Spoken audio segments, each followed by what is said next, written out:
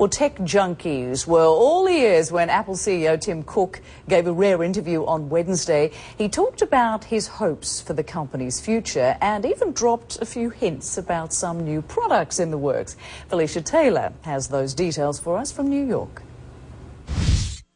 Yeah, Tim Cook was at a tech gathering in California where he addressed many issues about, the future of Apple, certainly a hot topic for anybody because so many people use the Apple products or are invested in Apple stock. What he did say was that they're going to double down on the secrecy of the product, so he didn't give too much information about what they're coming out with next, except that there will be an improved version of Siri. He didn't answer any questions about Apple TV, however, but they are dedicated and focused on product innovation, and they're committed to delivering a good product. But what was interesting is when he was pressed on the idea of manufacturing being brought to the United States, and at one point, Apple and many of its components were manufactured in the United States, he did say this, which was a kind of a reversal of what the original thinking was. Listen.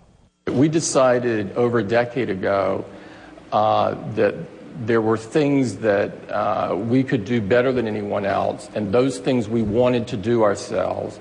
And then we looked at other things and said, somebody else can do those better than we can or as good as we can, and we shouldn't put our effort into those. Manufacturing was one of those.